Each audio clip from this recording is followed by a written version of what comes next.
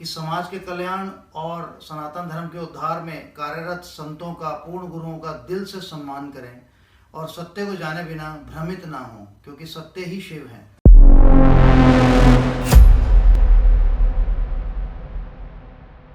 नमस्कार, मैं हूं प्रकाश अवस्थी, छत्तीसगढ़ी भोजपुरी फिल्म हीरो। मित्रों, मैं रायपुर छत्तीसगढ़ से हूं और आप लोगों को बताना चाहूंगा कि भगवान की दया से छत्तीसगढ़ फिल्म इंडस्ट्री में मेरा अपना नाम है। भोजपुरी फिल्में भी मैंने की हैं। भगवान की दया से सब कुछ मेरे जीवन में अच्छा चल रहा था, अच्छा चल रहा है। बस मैं आप लोगों से कुछ बातें करना चाहूंगा। वो बात यह है कि 3-4 साल पहले मुझे करौली शंकर महादेव दरबार के बारे में पता चला। जब दरबार के बारे में पता चला तो मैं चूंकि ये भी पता चला कि यहाँ पे पितरों की मुक्ति होती है। चूंकि मेरे को ऐसा कोई शारीरिक या मानसिक कष्ट नहीं था, तो फिर भी मैंने सोचा कि एक बार दरबार का प्रक्रिया करना चाहिए। क्योंकि उस दरबार की खास बात यह थी कि जो भी उस प्रक्रिया को करता है वहां पर दरबार में, उससे सबसे पहले मुझे पता चला कि शराब और नॉनवेज छोड़ना पड़ता है। जब मुझे ये बात पता चली तो मुझे बड़ी खुशी हुई। हालांकि मैं इन सब चीजों का सेवन नहीं करता था, लेकिन फिर भी जब ये बात पता चला कि ये ऐसा सनातन दरबार है जहां पे सबसे पहले ये प्रक्रिया को पूरी करने के लिए ये सब करना पड़ता है, तो मैंने वहां पे सारे 9 हवन किए। उसके अलावा फिर मैंने आरोग्य हवन भी किया, वहां का सारी चिकित्साएं मैंने ली। और उसके बाद आप सबको ये बताना चाहूंगा कि मेरे जीवन में कितना परिवर्तन आया। उसके पहले हमारे घर में कुछ छोटी छोटी लड़ाइयां होती थी। मेरे पिताजी व्हील चेयर पे हैं, वो हमेशा तबीयत उनकी खराब रहती थी। मैं आपको सच बताता हूं कि वो सारी लड़ाइयां बंद हो गई। मेरे पिताजी जो हमेशा तकलीफ में रहते थे, वो एकदम, कभी भी अब जाता हूं तो बोलते हैं कि मैं बहुत स्वस्थ हूं। ये सब मैंने देखा और ये परिवर्तन मैंने देखा। और इस परिवर्तन के अलावा भी कितने सारे परिवर्तन मैंने देखे जिसको मैं शब्दों में बयान नहीं कर सकता। मित्रों, मैं अपने बारे में क्या बोलूं, उसके अलावा मैंने इतने सारे वीडियोस में, मैंने खुद वहां पे जब दरबार गया हूं, मैंने इतने सारे लोगों से पर्सनली मुलाकात करके उनसे पूछा, कितने लोगों का जीवन बदला है। मैं आप लोगों को क्या बताऊं। पहले शायद मैं भी ऐसा विश्वास नहीं करता था, लेकिन सनातन धर्म में हमारे भोलेनाथ में कितनी शक्ति है, मां कामरू कामाख्या में कितनी शक्ति है, उस दरबार में कितनी शक्ति है, इस चीज को मैंने पर्सनली बहुत अनुभव किया है।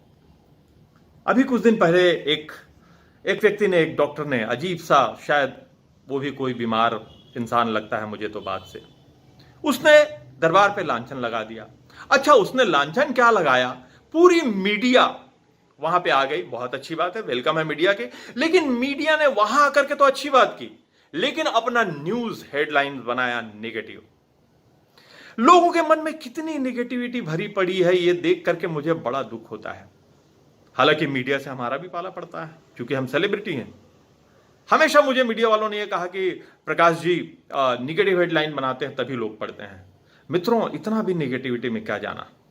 क्या इतने लोगों के अंदर में नेगेटिविटी भरी पड़ी है कि वो केवल नेगेटिव हेडलाइन बनाने पे पढ़ेंगे? उस दरबार में कितने लोगों की बीमारियां ठीक हो रही है, क्या इसको पॉजिटिव तरीके से नहीं बताया जा सकता? आप जाते हो दरबार में, अच्छी बातें करते हो, उसके बाद में बाहर जाकर के आप लिखते हो कि दरबार में बाबा के पास में इतनी सारी गाड़ियां हैं, बाबा ने इतना किला बना के रखा हुआ है। आपको क्या तकलीफ है? आपने किसी डॉक्टर से पूछा कि उसने इतनी सारी गाड़ियां कहां से खरीदी?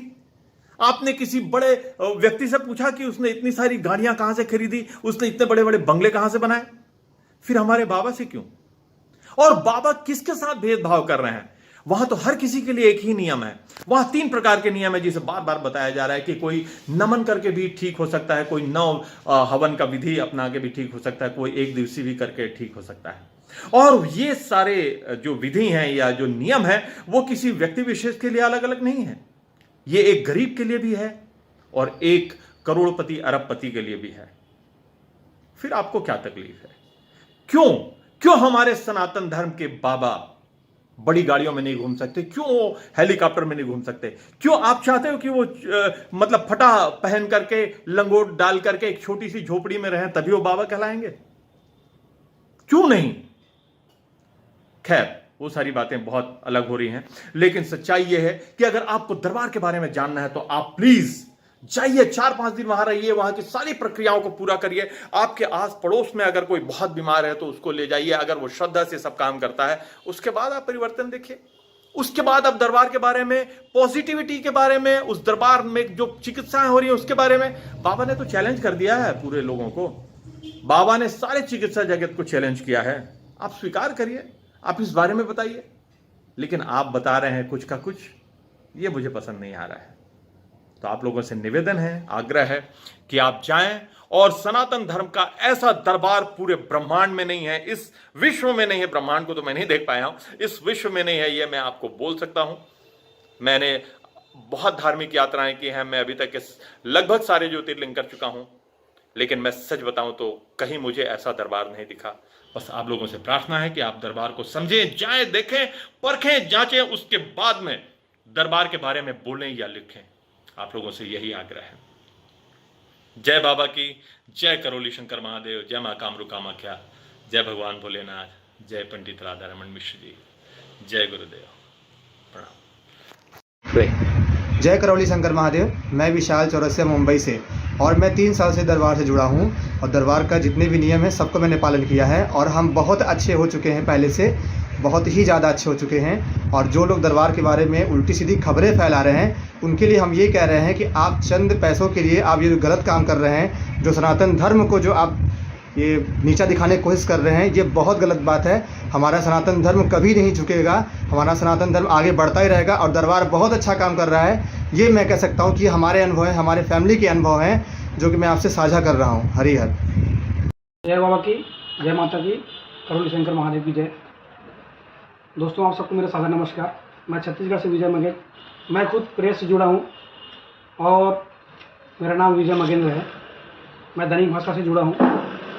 मैं करौली शंकर महादेव से 2019 से जुड़ा हूँ, और वहाँ से मैं पूर्ण रूप से स्वस्थ हूँ। पूर्ण रूप से मैं और मेरा परिवार स्वस्थ हुआ है।